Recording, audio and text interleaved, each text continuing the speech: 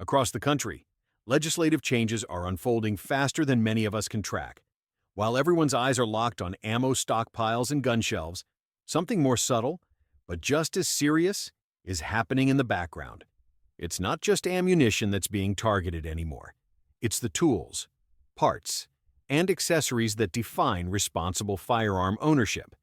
These items may not seem urgent at first glance, but they're rapidly climbing the list of things lawmakers want to restrict, regulate, or eliminate entirely.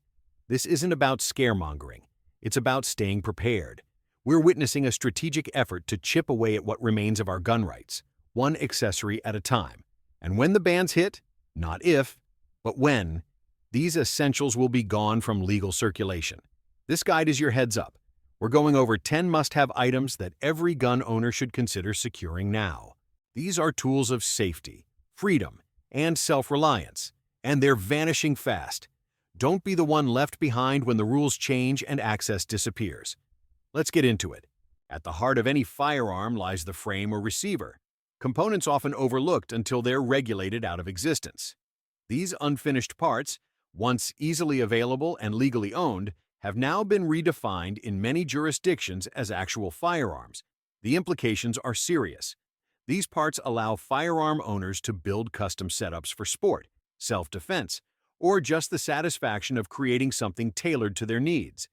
But with the redefinition of what constitutes a firearm, unfinished receivers are being swept up in a legal net.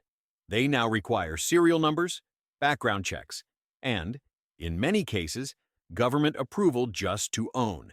And as regulations tighten, even possessing older, previously unregulated parts could land a responsible owner in legal trouble without any notice or due process. The goal isn't safety, it's control. And this crackdown is just the beginning. Kits that were once commonplace are disappearing from online shops, and manufacturers are facing mounting pressure to stop production or comply with restrictive regulations. Those who believe in the right to build and maintain their own equipment are being pushed into a corner. These aren't weapons of war, they're blank canvases, and the attack on them is symbolic of a broader erosion of personal agency in firearm ownership. Secure them while you can. Once gone, the opportunity to build your own could be lost for good. The rise of 3D printing has opened a door that many wish had remained shut.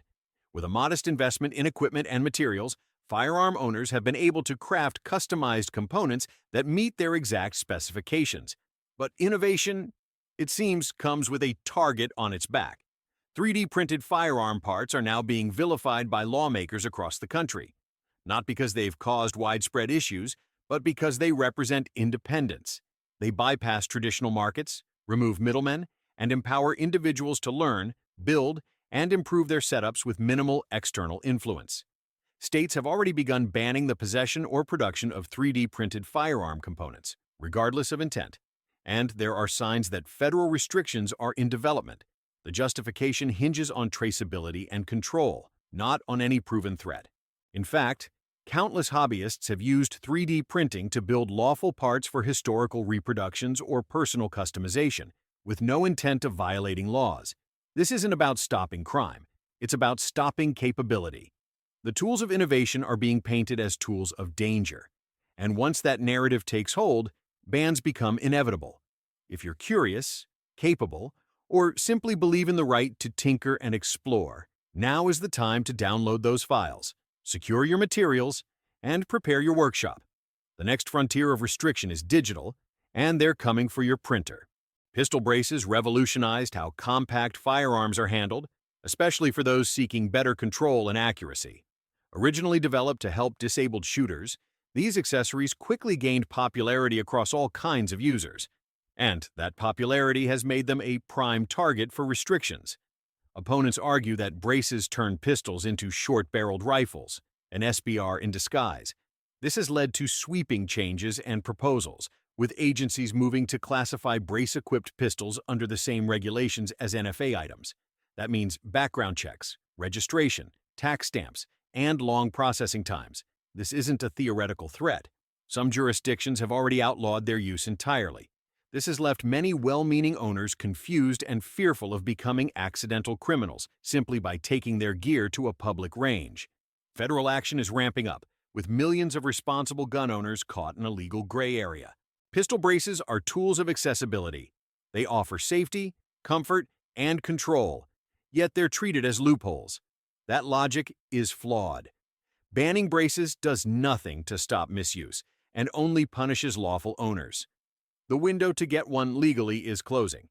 If this accessory fits into your setup or could improve your experience at the range, don't wait for the law to change. Once reclassified, the hurdles to obtain one will be immense. What's simple today might be impossible tomorrow. Suppressors have long suffered from a Hollywood-fueled reputation that paints them as tools of the criminal underworld. In reality, they're hearing protection devices.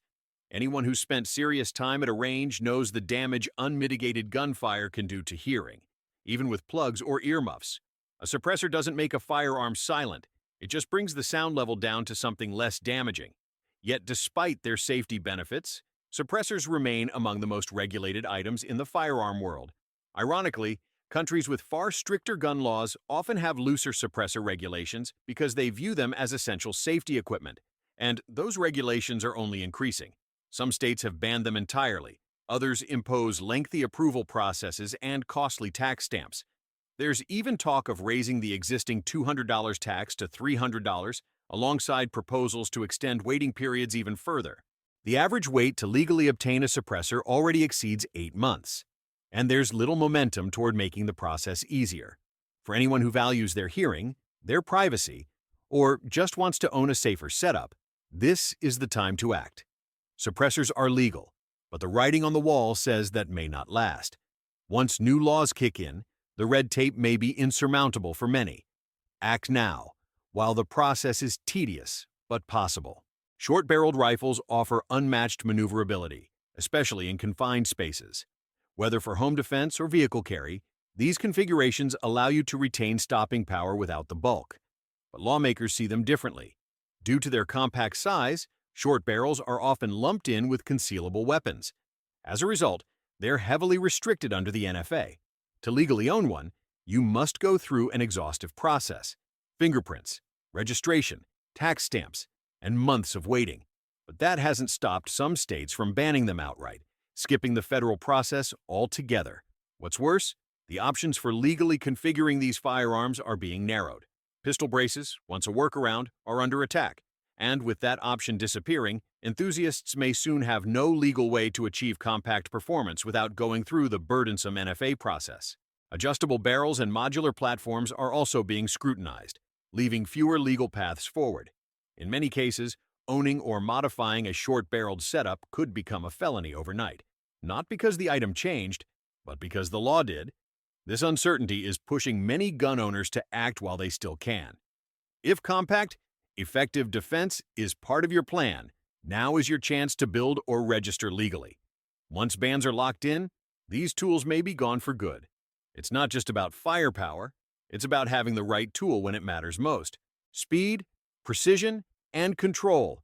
These are the promises of binary and forced reset triggers. With advanced engineering, they allow faster follow-up shots without sacrificing accuracy. For competitive shooters and enthusiasts, they're a dream come true. But their days may be numbered. The ATF has already begun classifying certain forced reset designs as machine guns, despite them operating under mechanical, semi-automatic principles. Binary triggers, which fire on both pull and release, have also drawn scrutiny. Even though they require more skill and discipline to operate effectively, critics label them as inherently dangerous without understanding their true function. In states like California and New Jersey, these triggers are banned outright, and the rest of the country may not be far behind. These devices aren't unsafe or untraceable. They're just fast. That alone has made them targets. Regulators claim that their speed makes them too close to fully automatic, even if they're completely legal under current definitions. But legality is a moving target, and as political pressure mounts, it's becoming easier for agencies to redefine terms and bypass Congress. And what does this ultimately lead to, if not a dangerous trend where responsible gun owners suddenly find themselves on the wrong side of the law for possessing items that were entirely legal just days before? If performance and innovation are part of your firearm philosophy, these upgrades won't be around forever. Get them now, while you still can. Tomorrow, they could be contraband with the stroke of a pen. High-capacity magazines, whether 30, 50, or even 100 rounds, aren't just about volume. They're about efficiency, safety, and preparedness. They let you focus on your environment rather than constantly reloading. For sport, defense, and competition, they're invaluable. But for lawmakers pushing gun restrictions, high-capacity magazines are a major focus. They claim limiting capacity will reduce harm, despite little evidence to support that belief. Criminals don't follow mag limits, but law-abiding citizens do. And that's who pays the price. Many states already restrict magazines to 10 rounds.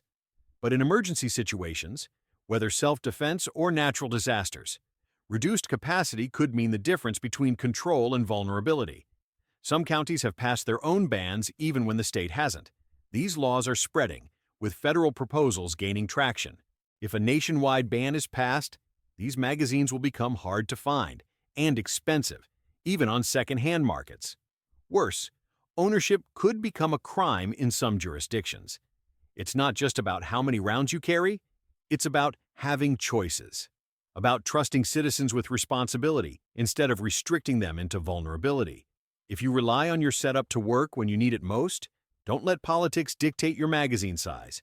Stock up while it's still legal, because once the bans arrive, they won't ask if you agree. They'll just enforce. Bump stocks once sat on store shelves, legal and widely available. They use the firearm's own recoil to cycle the action, creating a rapid-fire effect. For enthusiasts, they offered a fun, if niche, shooting experience. But for regulators, they became an easy scapegoat. A single high-profile incident was all it took for a nationwide ban to be enacted. Without Congress, without debate, just a regulatory change, and suddenly millions of Americans were criminals for owning a plastic accessory. Though that ban was later overturned by the Supreme Court, the fight isn't over. Several states still outlaw bump stocks, and new federal efforts are being floated. This creates a patchwork of confusing rules where traveling across state lines with one can suddenly make an otherwise lawful gun owner a felon. This isn't just about one accessory. It's about setting a dangerous precedent. If a common device can be banned without legislation, what's next? A trigger system? A sight? A sling? Bump stocks represent more than speed.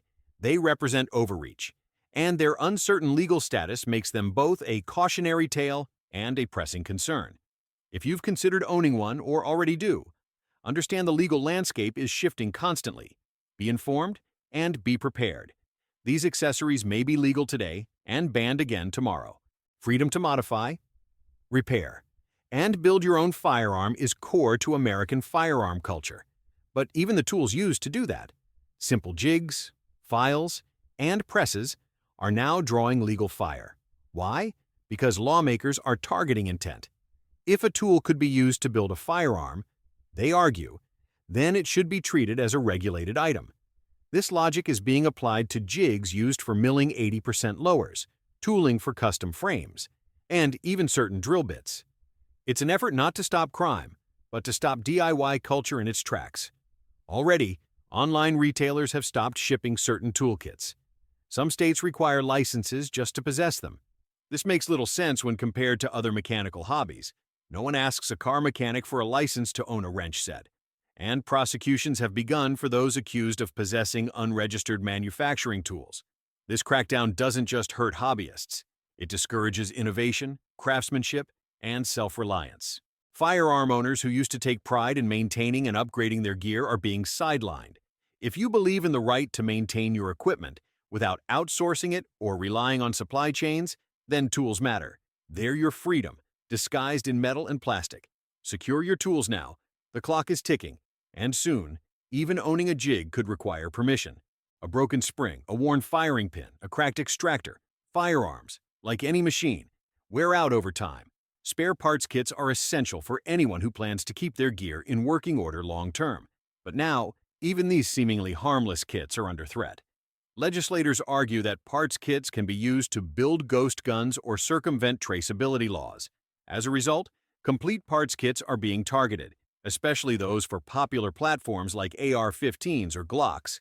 Retailers are being forced to split kits, serialize basic components, or halt sales altogether. What used to be routine maintenance is now becoming a regulatory minefield, and with global supply chains tightening, waiting months for a replacement pin or spring could render your firearm non-functional when it's needed most. This is particularly alarming in a world of tightening supply chains.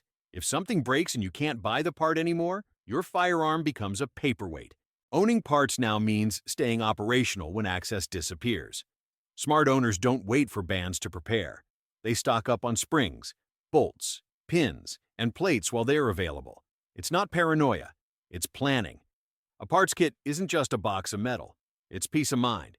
Don't let bureaucrats decide when your firearm becomes useless. Stay ahead of the curve and keep your gear alive. These aren't just accessories. They're rights, disguised as gear. Every item on this list represents a small part of the bigger picture: freedom of ownership, of expression, of protection, and each one is under attack not because it poses a unique threat, but because it empowers individuals. That's the pattern. Restrict the tools, weaken the will, force compliance by removing capability. This isn't speculation. It's already happening. Laws are changing, fast. States are setting precedents. Agencies are pushing new definitions. And the clock is ticking. This message is simple. Don't wait. Don't assume what's legal today will still be legal tomorrow. If you've been putting off that build, that upgrade, or that purchase, now is the time. Because when the bans come, they won't knock. They'll just slam the door shut. Your freedom doesn't come from what's written in a document. It comes from your ability to act, to prepare, to resist, not with violence, but with vigilance. Stay smart, stay equipped, and most importantly, stay free.